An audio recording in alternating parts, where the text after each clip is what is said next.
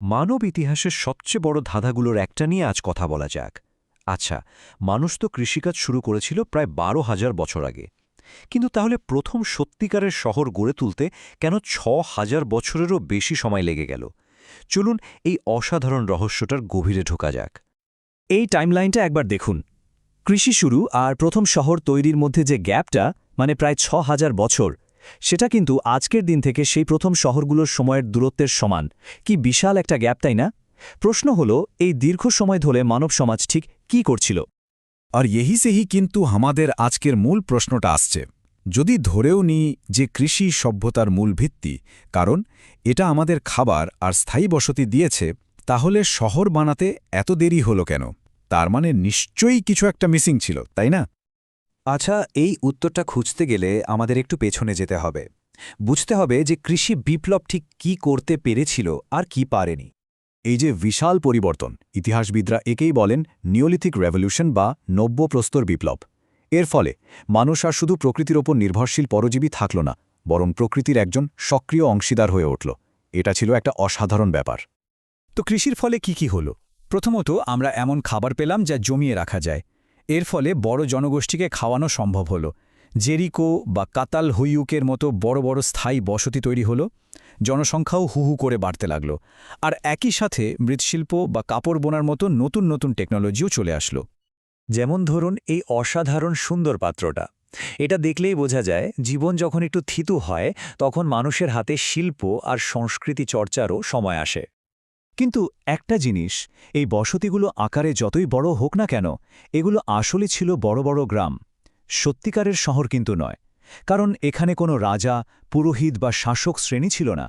Pyramid বা বিশাল মন্দিরের মতো কোনো স্থাপত্যও ছিল না।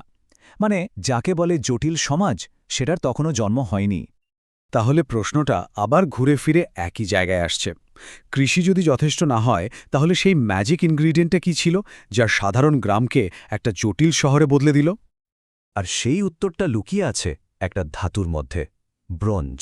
আর এই ব্রোঞ্জ বানানোর জন্য যে জিনিসগুলোর দরকার ছিল, সেটাই জন্ম দিয়েছিল পৃথিবীর প্রথম গ্লোবাল সাপ্লাই চেনের। ব্রোঞ্জ বানানোর রেসিপিটা কিন্তু বেশ সোজা। তামা আর টিন মেশাতে হয়। তামা জিনিসটা মোটামুটি অনেক জায়গাতেই পাওয়া যেত, কিন্তু সমস্যাটা ছিল টিন নিয়ে। টিন ছিল মারাত্মক দুর্লভ, আর এই একটা জিনিসের অভাবই ব্রোঞ্জকে করে তুলেছিল সোনার মতো দামি। আর এখানে লুকিয়েছিল ব্রোঞ্জ যুগের অর্থনীতির সবচেয়ে বড় চ্যালেঞ্জটা। যেহেতু টিন সব জায়গায় পাওয়া যেত না, তাই এটা আনার জন্য মানুষকে অবিশ্বাস্য রকমের লম্বা একটা ট্রেড নেটওয়ার্ক বানাতে হয়েছিল।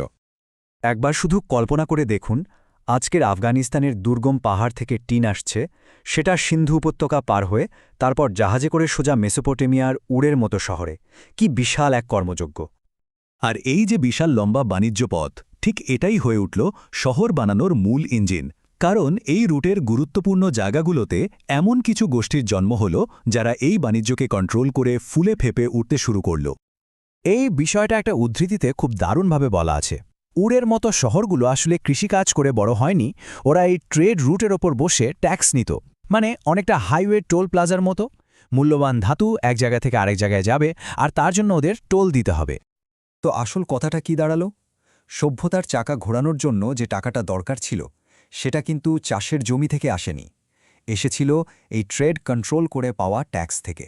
শহরগুলো ছিল মূলত একটা ট্রেডিং হাব। আর এই যে অমচুন পরিমাণ টাকা, এটা দিয়ে কি হলো? এটা দিয়েই তৈরি হলো শাসক শ্রেণী, রাজা, পুরোহিত। তারাই বানালো বিশাল বিশাল মন্দির, প্রাসাদ। আর এত ব্যবসা, এত ট্যাক্সের হিসাব রাখতে গিয়েই তো জন্ম নিল লেখার পদ্ধতি। মানে সভ্যতার প্রায় সব চিহ্নই আসলে এই বাণিজ্যেরই ফল। শুধু একটা সংখ্যা বলছি, 11 টন। শুনতে অবিশ্বাস্য লাগলেও এটাই সত্যি। উলুবুরুন নামের একটা ডুবে যাওয়া জাহাজের ধ্বংসাবশেষ থেকে ঠিক 11 টন কাঁচা ধাতু পাওয়া গেছে, যার মধ্যে 10 টন তামা আর পুরো 1 টন দুর্লভ টিন। এটা কোনো ছোটখাটো লোকাল ব্যবসা ছিল না, এটা ছিল একটা গ্লোবাল সাপ্লাই চেইন। কিন্তু ইতিহাসে কোনো কিছুই চিরস্থায়ী নয়। এই যে এত শক্তিশালী একটা সিস্টেম, যেটা দিয়ে বিশাল সব শহর, সাম্রাজ্য তৈরি হলো, সেটাও একদিন হুড়মুড়িয়ে ভেঙে পড়ল। চলুন দেখি কিভাবে এই যুগের অবসান হলো। প্রশ্নটা স্বাভাবিকভাবেই আসে, তাই না? যে জিনিসটা এত বড় সভ্যতা তৈরি করল, সেটাকে ভাঙবেটা কি? কি এমন ঘটল যে সব ওলটপালট হয়ে গেল? উত্তরটা হলো আরেকটা প্রযুক্তি, আর সেটা হচ্ছে লোহা। এই স্লাইডটা দেখুন, পার্থক্যটা একদম পরিষ্কার। ব্রোঞ্জের জন্য লাগত দুর্লভ টিন, তাই এর নেটওয়ার্কটা ছিল কয়েকটা শহরের হাতে, খুব ভঙ্গুর।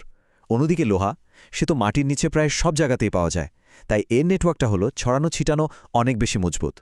আর হলেও তাই, যেই না লোহা গলানোর টেকনোলজিটা সবার হাতে হাতে চলে গেল, অমনি ব্রঞ্জ যুগের ওই বড় বড় শহরগুলোর আর কোনো দামই রইল না। টিন আমদানির ওই একচেটিয়া ব্যবসাটাই তো ছিল ওদের ক্ষমতার উৎস। যেই সেটা শেষ হলো, পুরো সিস্টেমটাই কোলাপস করল। তো এই পুরো আলোচনাটা শেষ করার আগে একটা প্রশ্ন ভাবার জন্য রেখে যাই। এই যে ব্রঞ্জ যুগের উত্থান আর পতন, এটা আমাদের আজকের পৃথিবী নিয়ে কি বলে? আজ আমরা তেল, লিথিয়াম বা সেমিকন্ডাক্টরের ওপর নির্ভরশীল। এই সম্পদগুলোই তো আমাদের সভ্যতাকে চালাচ্ছে, তাই না? ভাবুন তো, যদি এমন কোনো নতুন প্রযুক্তি আসে যা এই সব কিছুকে বদলে দেয়, তখন আমাদের সমাজের কি হবে? ইতিহাস কিন্তু প্রায়ই ভবিষ্যতের একটা ইশারা দিয়ে যায়।